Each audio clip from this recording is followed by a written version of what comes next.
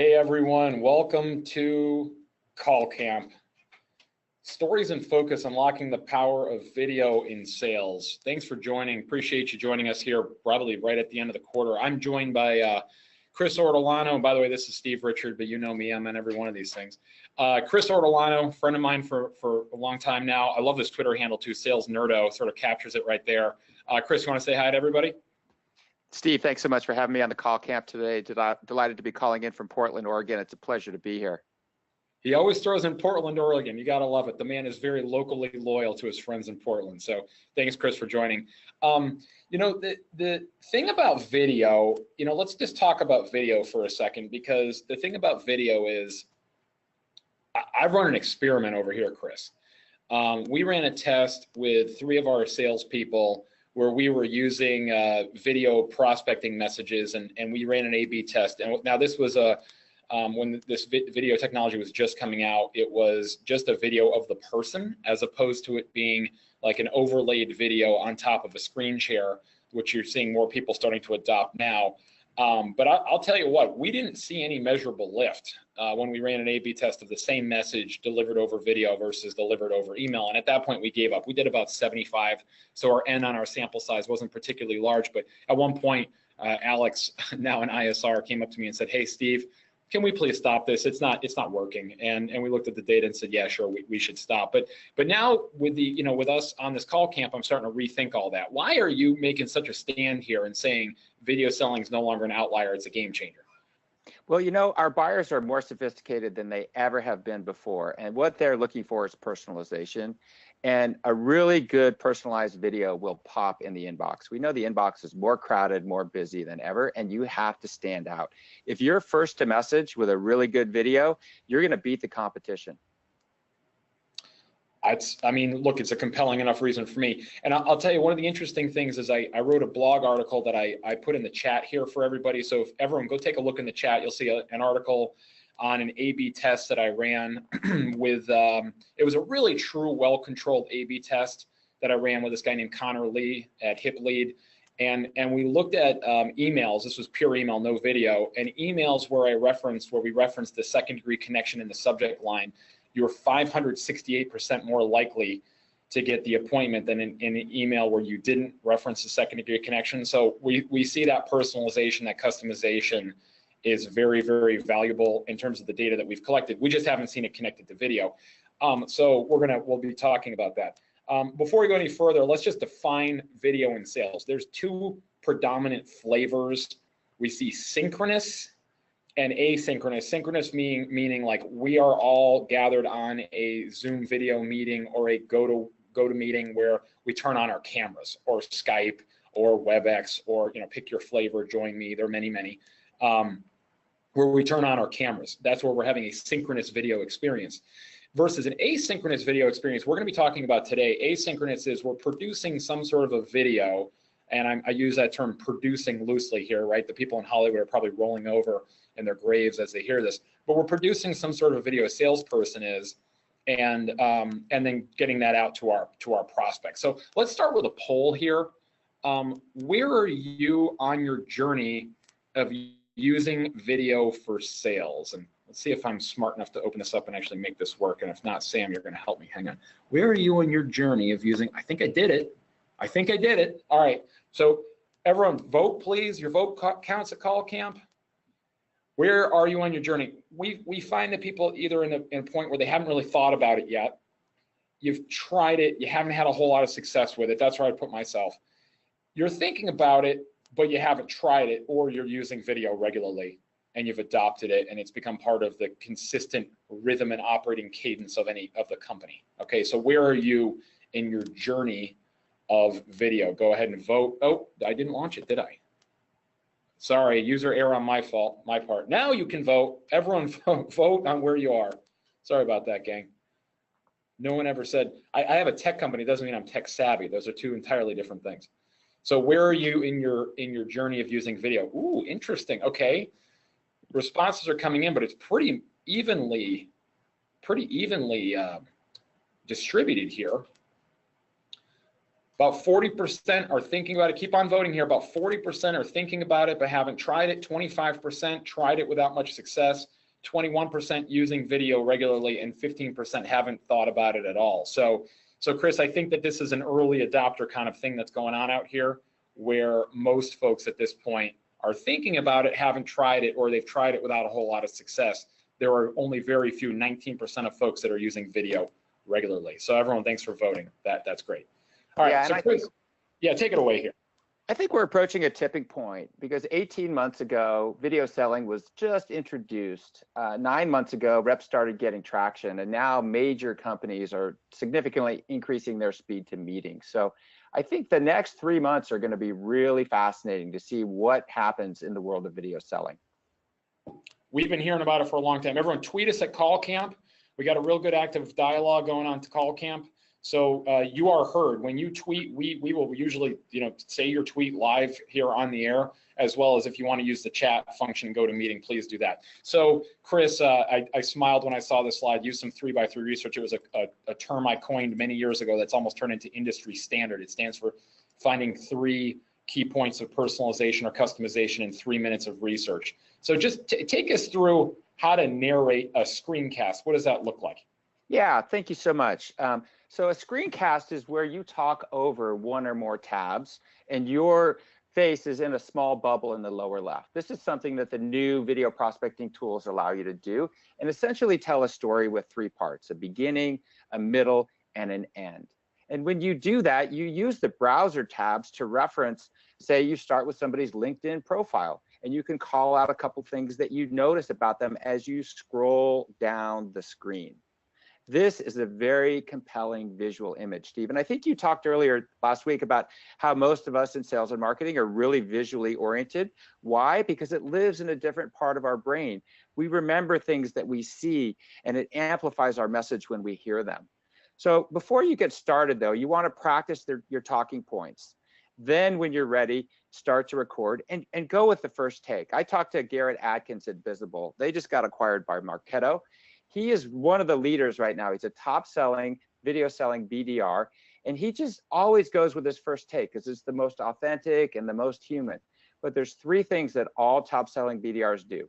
They always lead with rapport. You always have to show that you've noticed something, then show how you add value. This is not a features and benefits, speeds and feeds kind of a moment.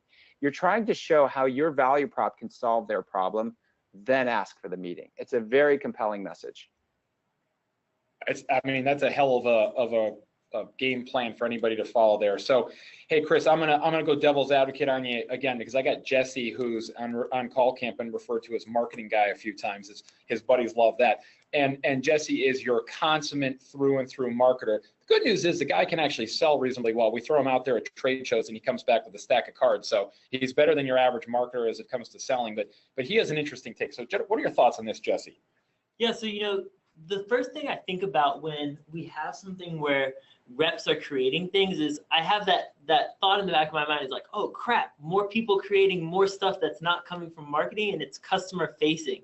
So when you go to a marketing leader and you're trying to sell this thing through and you're saying, hey, we're gonna have reps kind of slapping together videos, passing them out to customers, how do you get through that blocker of the marketer automatically saying, oh no, like, this is going to be more sales enablement material that's off-brand. The messaging is going to be wrong. They're going to say whatever they need to say to get the deal through, and then the customer is going to hold us to it. Absolutely, great question. And if you're in a large organization like IBM and it's got tons of silos, that's probably going to be a major concern. But in these smarter, fast-growing startups where you're like 200, 300, 400 people, bring your marketing and sales leaders together. This is a great opportunity to really practice alignment around what? Your ideal buyer profile. Now, you guys have probably all, written that down and shelved it, 6 months or a year ago. Bring it back to the forefront. Once you get alignment and agreement on that, then there's no messaging disconnect. Then your sales reps will stay on brand, and then they will be able to feed that knowledge back to marketing in terms of what's working and what's not. Hey, Chris, IBM's pretty smart. They built Watson. I'm just joking. No, I know friends working on Watson. So I'm just talking about silos. For me, this is a game changer internally as much as it is externally. That's right. So let's talk about that. And gang, you're gonna have problems with marketing on this. They're gonna be concerned with you being off message and off brand.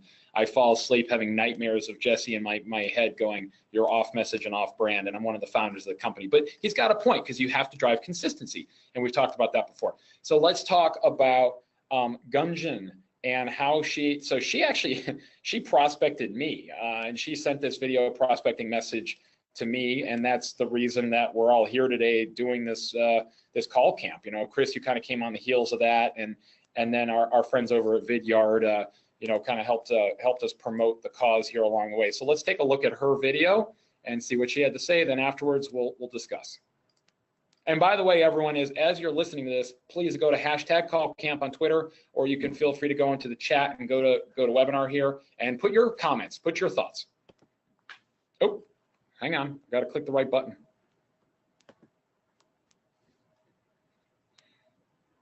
Hey Steve, it's Gunjan here from Vidyard. Great to see that you're supporting the Stories in Focus contest here. Wanted to reach out because I love the different webinars that Execution does put up, and I noticed the stack of customer stories here. I wanted to share how you can better retain your viewers, as well as identify exactly who wants exactly which content, rather than sending them off to YouTube where you have no control over what's going on the side here. I mean, I've got Bollywood music playing here. Instead, you can actually have a controlled branded video hub where you can actually get individualized data points on exactly who is watching exactly what videos and exactly which pieces and how much of them they're watching. These can range, you know, whether it's webinars on demand like that, or customer stories as well, all in the same branded hub where you control and retain those viewers right on your website. Would love to, of course, chat further about how you can enable your team to sell more by personalizing their message using Go Video as well. You can book a time to get a chat point out. This is the end of this video message. So I'd love to help you get started with controlling your overall digital brand, whether it's from a marketing perspective, sales perspective, or bridging the gap between both. Thanks for watching, Steve. Hey, Chris. Yes. She's wearing your hat. Yes. That's why you picked this one. Good. All right. So break it down. What did you hear there? Okay. So she used 5 different tabs. Okay. That video was less than 90 seconds. And she really built rapport by starting with your LinkedIn profile. So she acknowledged that you are actively using customer stories on your website. And then she asked the question, do you have control? She did a compare and contrast.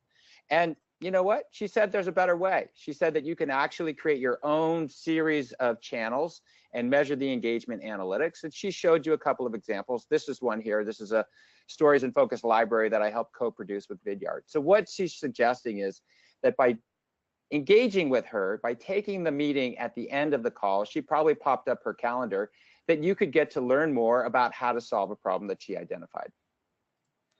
Yeah, nailed it. I tell you what, and I'm just going to kind of go through here so we're able to, you know, break some of these things down. Contest here. Oh, sorry, I didn't realize I was going to play again. Okay, so the thing I think she did a really good job of, starting on the LinkedIn profile, using sort of pre-call research, talking about, again, what we call 3x3 research, talking about call camp. So she had me right at hello.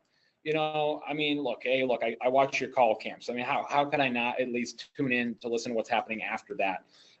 There's a lot of neuroscience behind how that happens.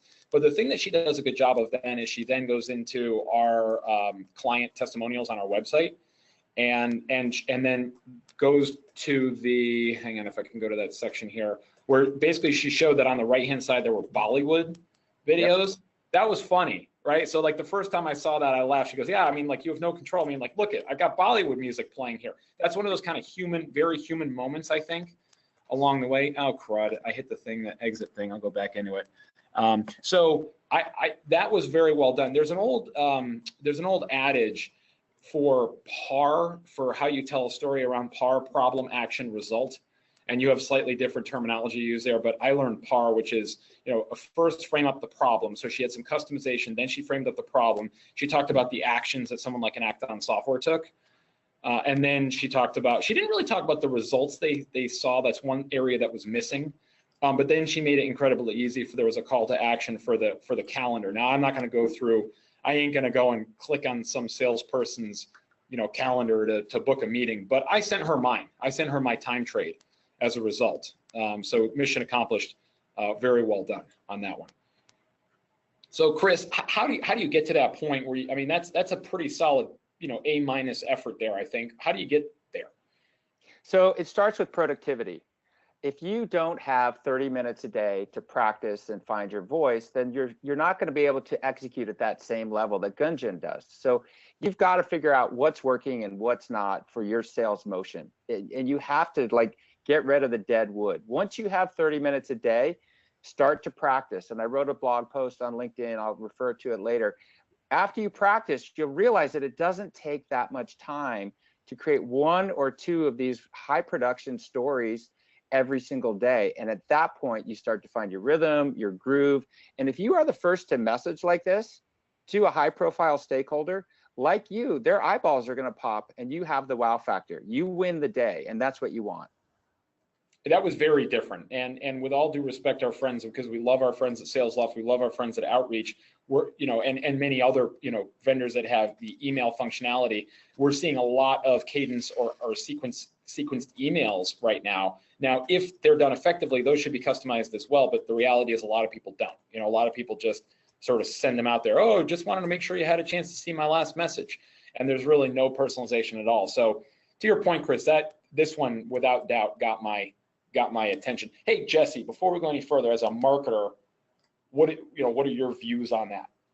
Yeah, I'd probably take a little bit of a different view on it, because essentially if you're selling Vidyard, at ExecVision, I would be the buyer, right? I would be the person who goes to David and says, hey, we should buy this. And it did a great job. I think, it does miss that, hey, here's the ROI that you're going to get from using Vidyard. But overall, I mean, it was a great video, and I think that the way that she did it was solid. Are you happy enough with on brand on message, or Yeah, it was definitely on brand. Obviously, I'm not a Vidyard brand expert, but from what I can tell, she didn't break the brand. She pulled people through the story very, very well. It's just missing that one last, and here's the ROI that you're going to see that's really going to make me perk up and say, oh, that's worth my budget. All right, guys, so write that down, that problem, action, results. It's a simple, business school framework that you get. I went to undergrad business school, not an MBA. And it's applicable even in a 75-second or a 90-second video soundbite here. So Chris, talk about video storytelling. What does it look like? Yeah. As you mentioned with the PAR model, there's 3 steps, and that's how you should write your brief. So jot down some notes before you even get started. Who is this person? What is the buyer? What are some of the constraints that they face? And then start to build rapport with them. That's the first part. That's the beginning, if you will. Once you have rapport, introduce some of the problems that you solve. This is your value proposition. And if you can, reference a key customer, right? That gives you credibility. Just like your study earlier, Steve, showed that when you reference somebody that you know using social proof, reference a customer that's widely known. This helps to add credibility, and then you can start to add a little bit of ROI, mention the outcomes that your customers will achieve, and then ask for the meeting. It's a very, very powerful way to engage somebody on the first touch. Awesome. All right, hey everyone, remember, submit your questions on either the chat panel, get on Twitter. Quick aside, quick tangent. Given the World Cup, apparently Twitter stock is now up because people are using Twitter more because of the World Cup. So there you go. There's a movement back to Twitter, people. Get on Twitter. Go to #CallCamp. Do we have anybody who's chimed in here with some of their own commentary on that video before we go to Jason? So I have not seen any comments pop up, but we do have a few questions from the audience. Take them. You guys want to jump into Let's do it. Chris and Steve, a bunch of people are wondering what types of softwares are you using to make the videos? I'll answer that one. You got Vidyard, of course, and they're the one that you're seeing here. But you also have Keizo. We've got some friends at Keizo. That's another great technology for this, as well as what is it? Go Video, Chris. That's another one. What are some other ones in the category? So I'm vendor agnostic, but I will let you know that Vidyard produces a free Chrome extension, and it's known as Go Video.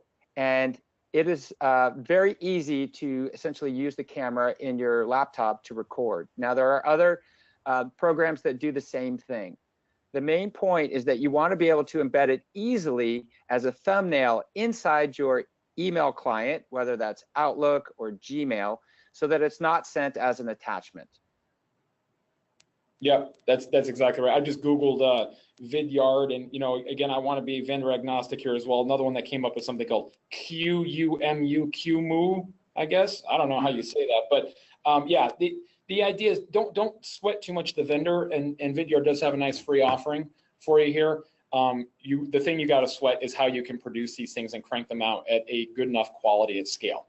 That's the more challenging part of this problem. It's not the technology, it's the people, stupid. So if you focus on the people and get that part right, it's all a lot easier. So let's talk about Jason at Dooley and how he prospected into our very own Eric White, who's got some Beats by Dre headphones on right now and not talking to anybody. Here we go. Oh, come on here. User error again. Let me see if I can get it this time. Oh, you son of a gun. Sorry about that, guys. Hang on.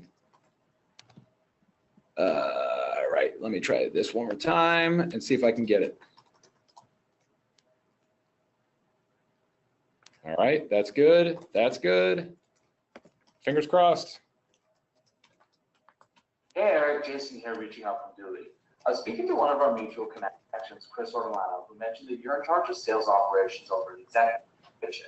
And given that I help sales operations streamline the way that data gets into Salesforce, I thought I'd do a little bit of digging on how Exec Vision works to see if there could be some alignment between our companies. One thing that I noticed that we both agree on heavily is that conversational intelligence is essential to all team sales stacks. And what Exec Vision does really well with that is it helps with proactive coaching to ensure that your reps are having the best conversations possible. At Dooley, what we're doing is that we're taking your conversational intelligence and automatically updating Salesforce for you, all the right fields, record types, and activities. And it's essential to have all that information. Oh, sorry about that, Jason. Oh, because it helps improve the accuracy of your sales forecasts, helping you see what actually makes deals close on a big macro level. It also helps out your sales reps because it helps automate that time that they're normally spending right now logging activities or updating contact records, which ends up being important about 5.5 hours every week, and allowing them to spend on more important activities, such as making more calls or closing more deals and working with customers. Now, how this works is that we push your reps the key questions that they're going to want to ask depending on which type of call that they're going on. With those questions, we're then automatically taking that information that they're writing down and filing it to the right opportunity, record type, activity, field, and task in Salesforce for them, ensuring that the moment that they press sync on Dooley, all of their action items and all that information automatically goes back to Salesforce. By automatically capturing this information for them and allowing them to easily update it, we're helping teams like Intercom save over 3 hours every single week per rep. And the amount of time that they spend in Salesforce is down by 50%, despite getting 7 times more data into their CRM. Ultimately, I'd like to explore with you exactly how some of our similar customers, like SalesLoft, are using both Exec Vision and Dooley in tandem to give their reps the time back in the data they need and the visibility in the pipeline to close more deals. Let me know when you have some time to chat. Love to chat. Jason, I love that stormtrooper in the background. That's some good stuff. All right, Chris, break it down. What'd you hear? Absolutely. So he is authentic. That stormtrooper is memorable. He's also using a micro demo in this particular video. And he's really addressing a pain point. As you can see, reps spend too much time with data entry. So if he can give you 5.5 hours back in any rep's week, what could you do with that time? It's a very compelling ask, in my opinion.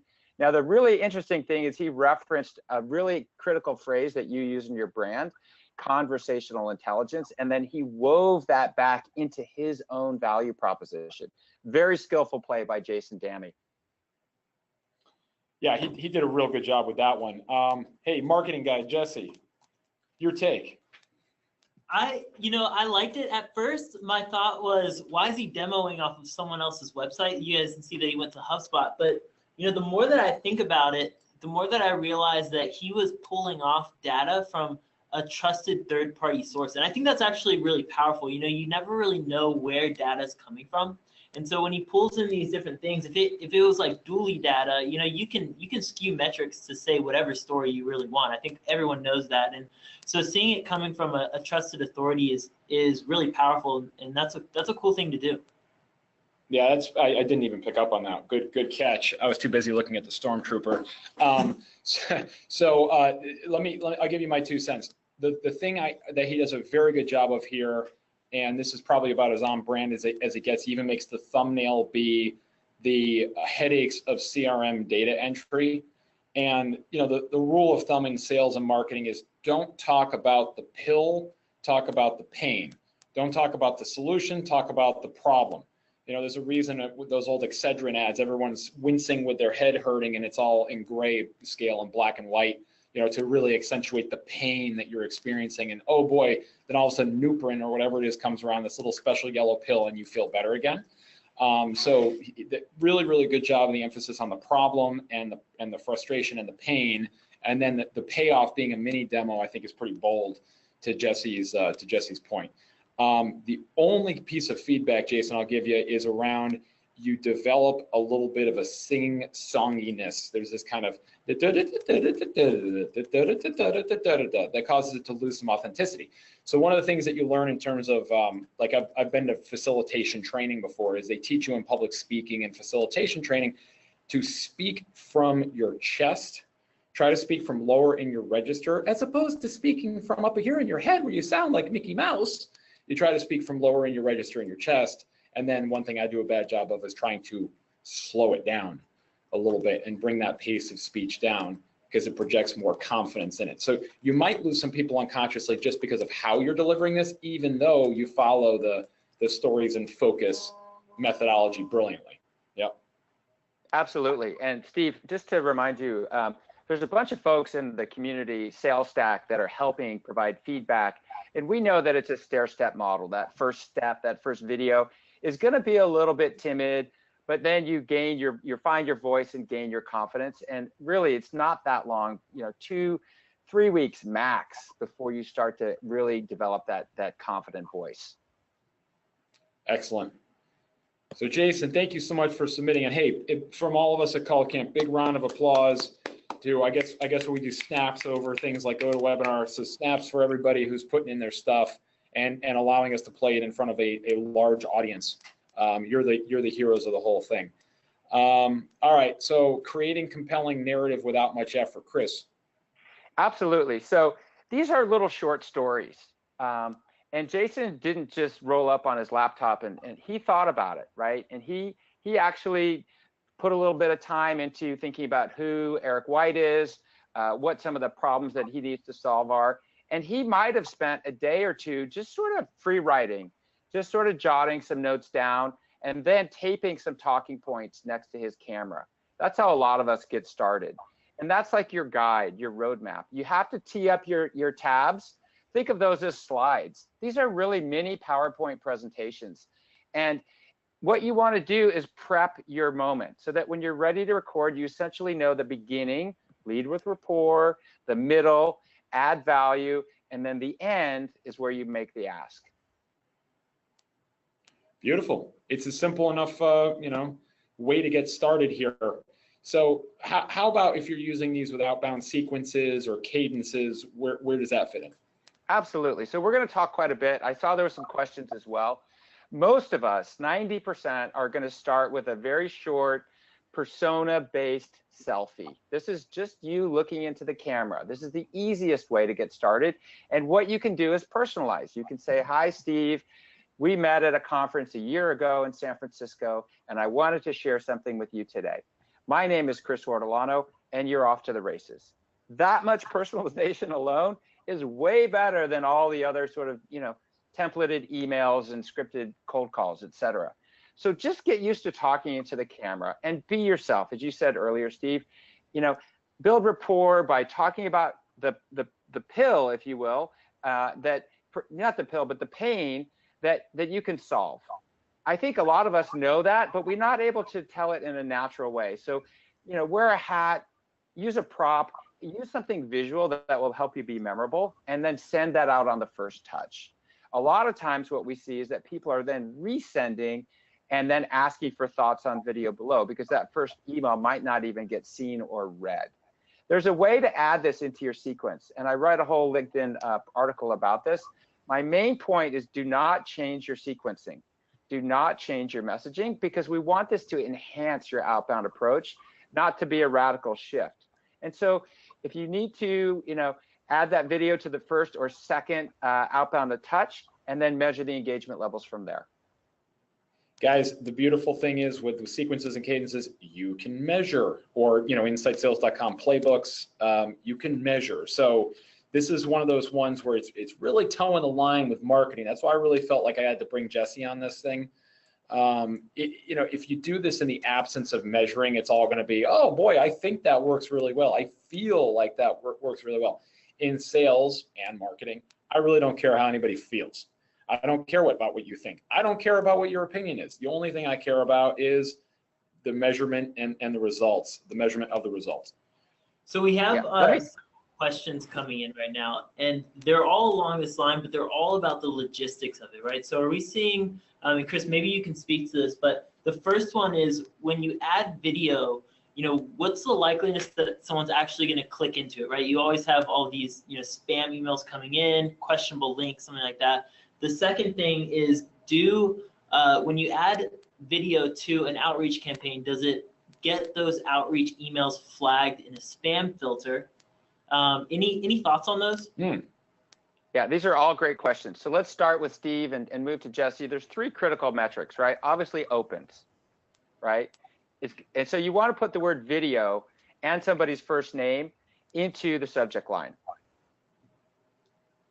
Right? Then I've got to get you to click through, right? So you're going to summarize some aspect of the content in the video. This is going to introduce 3 main concepts. Just write that in the first 2 sentences that you personalize. Then it's the view, and you can see how much they view the video. That's a really critical engagement metric, because if I send out 100 emails and 45 people watch the entire video, they're going to get more priority from me moving forward. So just to recap, there's the open with the word video in the subject line, and then the click through, you summarize the video in the first sentence or 2, and then the actual view metric itself. Now, Jesse, you're asking about IT filters. Great question. These videos are typically embedded as thumbnails. They're not attachments. And so it depends on the firewalls, right? If you're prospecting a chief information security officer, I'm not entirely sure. I haven't done that.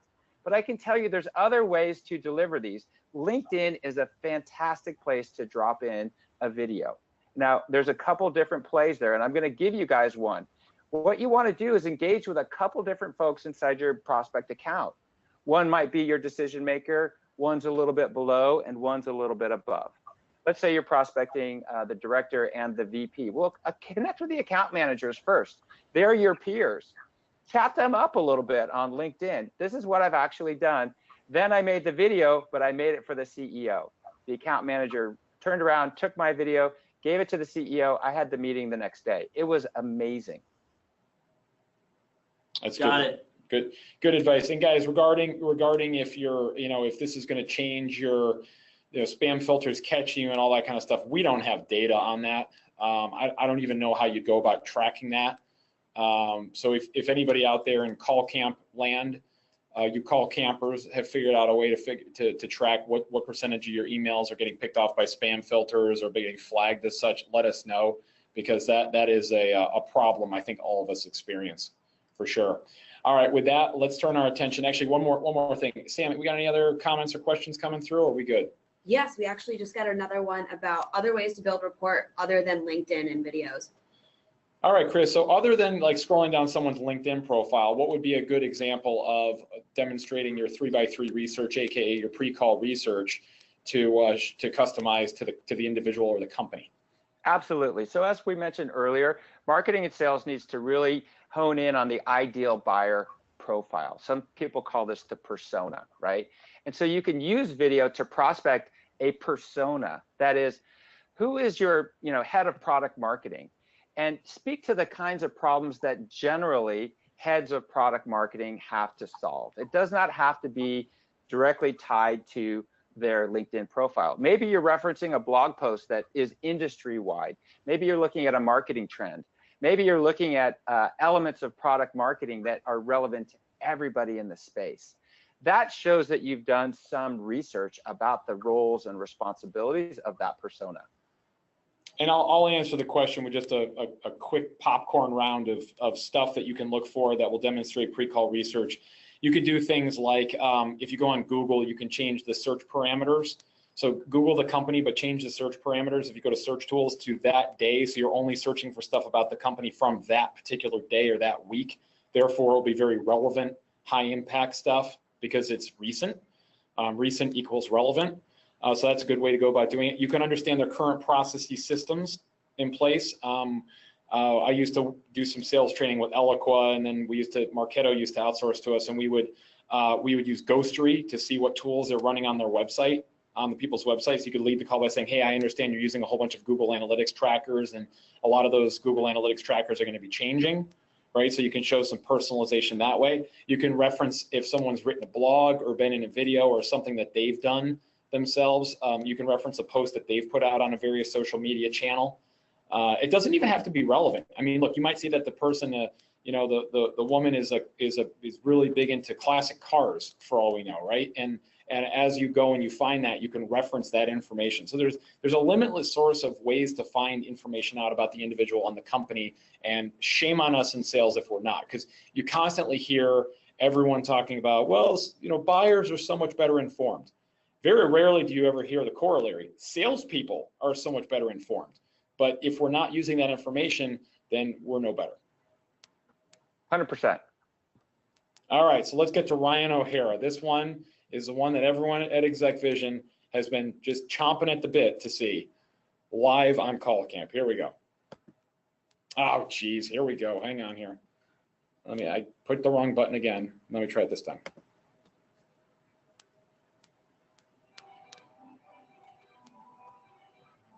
Hey, Mark. Hey, Rachel. Ryan O'Hara here. I was sitting by a fireside whittling a walking stick or whatever people whittle. What is whittling? Is that like carving wood or something? Anyway, doesn't matter. I actually wanted to reach out to you guys because I saw that Jeremy and Steve were working with you guys and giving you a demo of LeadIQ, and we noticed that we actually haven't heard back from you in a couple weeks, actually. Kind of bummed us out because Foresight is literally like the Avengers of prospecting to us. You guys are all superheroes, and we see people all the time that work there that move on and go manage a prospecting team afterward. They've all done incredible things. I've actually respect Steve Richards so much. Literally, I model my haircut after him. This is the straight to DVD version of his haircut, actually. Don't know how he does it, but Steve Richards is actually a hero of mine. I'm excited to do a call camp with him last November. Anyway, I'm a huge fan of Foresight. Jeremy and Steve love Foresight, and we'd love to try and figure out a way to actually get some way of working with you guys to some capacity so that you could use our prospecting stuff. You got a demo a little bit. We think that it could be a really cool combination for you guys because we can get cell phones instead of direct dials, which lets you skip gatekeepers, better workflow so that you can research the prospects you're working online. And the other nice part is as you're prospecting for these companies, if you want to package in and connect up to their Salesforce, you can see who already are those customers without having to go look at a list somewhere. Just wanted to make a video and tell you that we love Foresight, and we'd love to figure out a way to work with you guys. If you can write us back, it'd be amazing. Let me go back to whittling whatever people whittle with sticks and knives and stuff, whatever it's called. Good day. Good day. This is whittling, I guess. Oh, Ryan O'Hara, you're a nut. Snap, snap, snap. We're getting weirder and weirder here on Call Camp every day. No, I mean, look, there's just so much to say. I'm speechless. Chris, you go. So he created a theme here, campfire or fireside chat. And, that's why this thing went viral inside Foresight, because it was so different. And he went out there. He took a chance with the hairdo and the Avengers, but those are all storytelling elements. And Ryan is a master storyteller. He knew what would resonate with his audience. And he uses video as the medium, if you will, to deliver that story. Now, he has also established himself as a brand with this sort of quirky, jump cut, funny identity. And people are talking about Ryan all over the different channels. all the different communities, the Slack teams. He is basically acknowledged as a video selling leader right now. And look at him. He found his voice. He knows his buyers and he knows how to tell a story. And really my ask is that people on the call here, on the call camp, start to think about their voice and how they can stand out in a very crowded, noisy marketplace. Yeah, it's an incredible video. The hair thing is just hilarious because I don't put any product in my hair, and I get my hair cut every 3 months, but somehow my hair has turned into like a thing for people. But anyway, let's talk about what's relevant here. So in this example, Foresight and Exec Vision are the same business, or two units of the same company. In this example, he sent this to people in the Foresight business, the leadership, the sales leadership in the Foresight business, which is an outsourcing company. And LeadIQ actually could potentially be a very good solution to a problem we have there around getting cell phone numbers. However, it was buried. So the thing that he does around engagement's unbelievable. This is an example of not a video over screen share video, like we've seen with the previous examples where they were using the Vidyard Go Video product. This is an example of a turn on the camera on the computer and record style video. And I don't know do you know which technology he used for this, Chris, or was it still Go Video? So he's actually editing, basically an MP4 file that he shot on his video camera because he's a videographer. And so he probably did a quick edit in a tool like Camtasia or something like that, which is more advanced in my opinion, but he does have a blog post that talks exactly about his process for those who want to kind of take it to the next level. So the production value is really higher. You can see that. My only piece of feedback for Ryan, and by the way, he got everyone's attention over here. That thing got shared on our company Slack channel, and everybody in the whole company watched it, and you could hear people dying laughing when they watched it. The thing, and he is masterful. The one thing, Ryan, that you buried here is your value in all of this, which is we can provide you guys with cell phone numbers because we're sort of the masters of direct lines. We were preaching that before. I mean, DiscoverOrg even was. I mean, Henry shook at DiscoverOrg. It kind of clicked and goes, direct lines, right, that's it. And then it turned into a whole big explosion many years ago. And then all the data providers said direct lines, but you don't hear anybody talking about cell phone numbers other than Ryan. So I would just say surface that value of what you can do to all of us sooner in the video. That's my only piece of feedback. Jesse? Yeah, two things I loved about this video. So the first one is that he brought in so much personality. And I actually think that, when we look at how brands are built nowadays, especially in markets that are kind of cluttered, it's really that personality, that honesty, that individualism that really makes a brand stand out. And then at the end of it, I love that big, massive, just bam, LeadIQ on a single page, because it made me remember, oh shoot, yeah, here's the company. That's one of the things that both Dooley and Vidyard didn't do. But my next step when I see this is, I'm gonna go Google these guys, and I know exactly what to Google, right? LeadIQ. It's very simple. There you go, Ryan. You get some free advertising here. And then that actually brings up a really good point. I would think, see, this is where you have to have marketing guy, right? I didn't even think of that, but I would think that if there was some way for the vendors like the Kazos of the world and the Vidyards of the world to have a way of embedding that final branded logo at the end or some sort of a call to action. Yeah. Wow, even more powerful, right? Totally, I would completely agree. Yeah, and let me chime in 100%. So Vidyard provides a solution called Go Video Enterprise that allows you to produce something like this. It creates a video library, if you will. And so you can embed micro demos, you can embed stock marketing, images and videos. And so it's much more configurable than the free Chrome extension. But to your point, the branding elements have to be there, and the real value proposition has to be called out to be, what I would call an A+ video. Ryan, man, we love you. That was pretty good stuff. By the way, I think your hair looks better than mine. So how do top video selling BDRs set meetings on first and second touches? Okay, so this is like the holy grail, and it's very achievable, but it goes beyond a couple things that we talked about. You have to use it as part of like a, hands-on, full force outbound engagement process. some of us are pretty savvy with social selling, and video selling and social selling are an incredible 1-2 punch.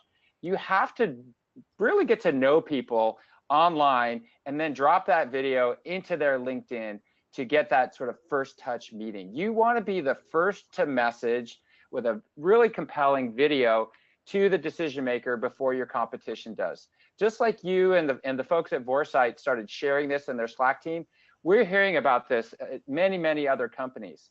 But it's got to be good, and you've got to know them. So whatever you use in your outbound to warm up a prospect, you know, it's email, it's direct dial, social, then drop that video in that's really highly powerful, you will get a meeting, and that speed to meeting will be faster than if you hadn't used video before. Got anything to add here, Jesse? No, I completely agree. All right, guys, what do we have for questions? Anything coming in? Otherwise, we're going to wrap here with some of Chris's final thoughts. Anything you're seeing? Nope. All right. What do we not do with video, Chris? Okay, so none of us are Francis Ford Coppola, right? There's no George Lucas here. And this is not like Hollywood style. As you can see with Ryan, you know, he just sort of was himself. Don't tell me that you're not a storyteller, because we all have kids and we read them storybooks at night. In fact, as kids, we all learned by listening to stories. That is what makes us human.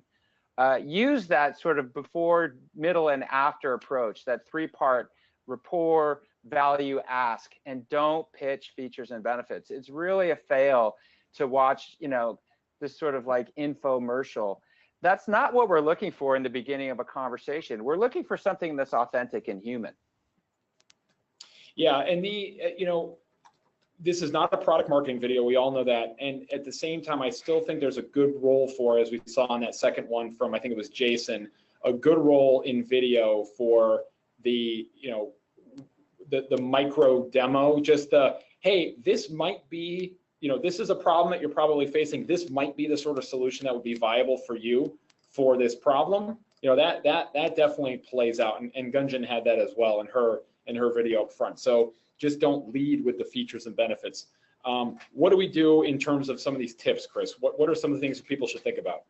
All right, so folks just getting started, produce your vids the day before.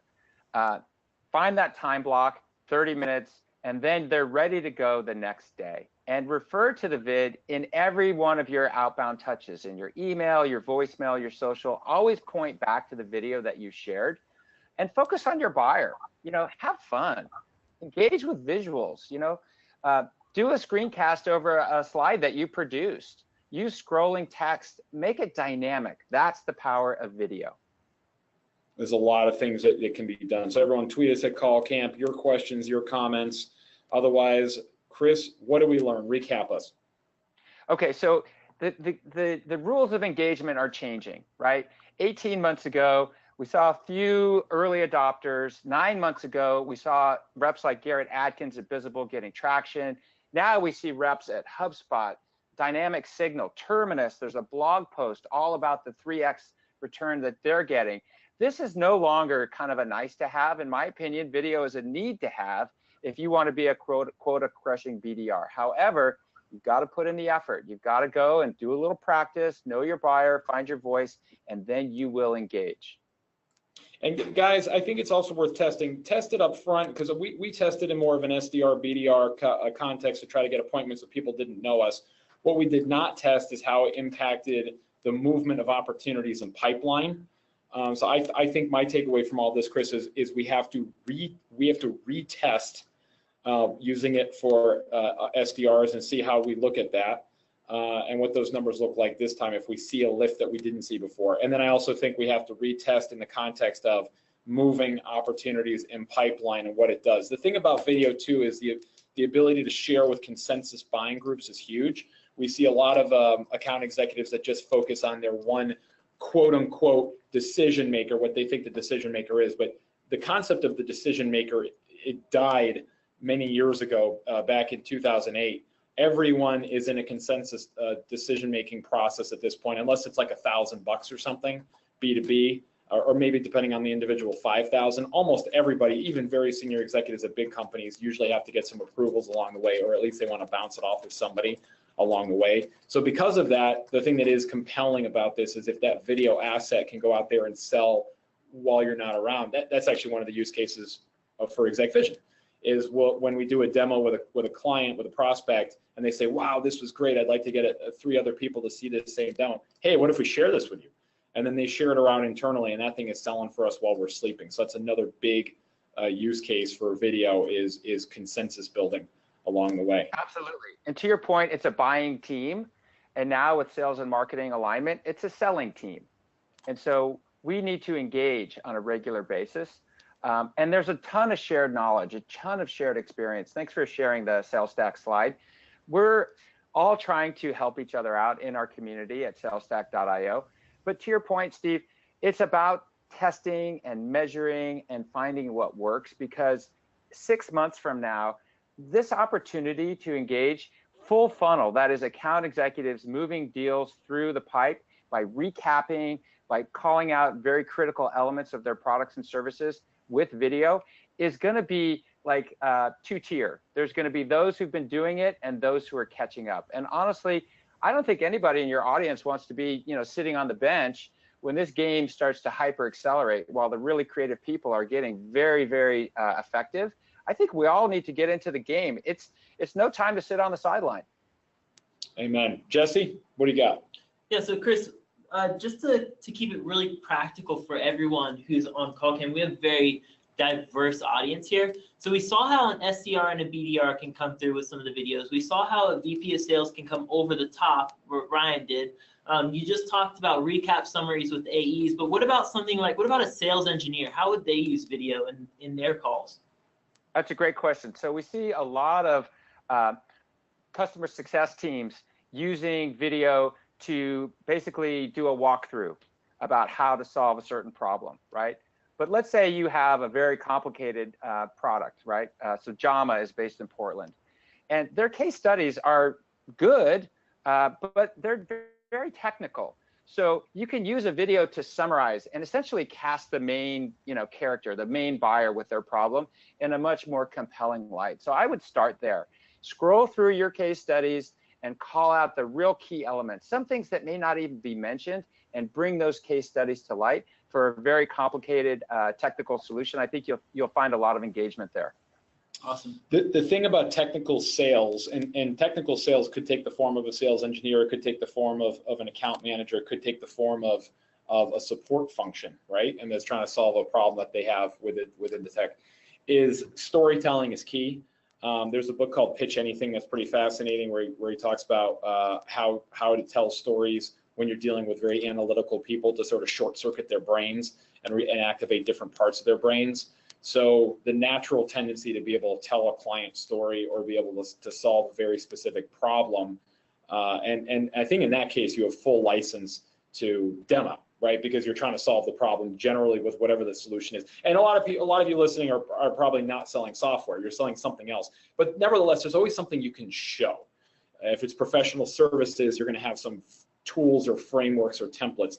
If you're selling a tangible thing, one of our clients is Superior Glove. I was just with them last week up in Canada, and they're selling gloves, beautiful, incredible gloves for all these different use cases. They're really selling hand safety, right? So in their narrative, hand safety is part of the narrative, and how they're able to help their clients keep their fingers, in some cases, literally attach their hands. I mean, that is super compelling. So storytelling in a technical capacity is even more powerful than in a non-technical capacity. So everyone, we've got some resources up here. Yeah, Chris, go ahead.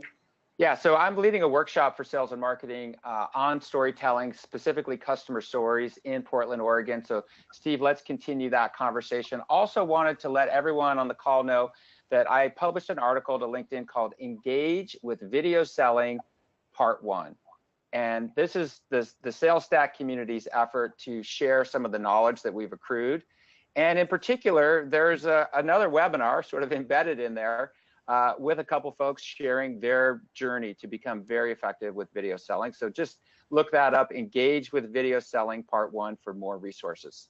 Yeah, and that is in the chat window here as well. If you want to click that hyperlink, it's a great article by Chris we previewed it and we gave it the thumbs up. Everyone, thank you so much for your time. Any final questions or comments from the community? Great. What are we doing next time, Sam? Do we know our next call camp? It's a surprise. Oh, we got a surprise. And the surprise is that none of us know what we're doing until about an hour before and we slap it together. So either way, it'll be great content. Thanks, Chris. Amazing content today. Bravo. Well done. Steve, thank you.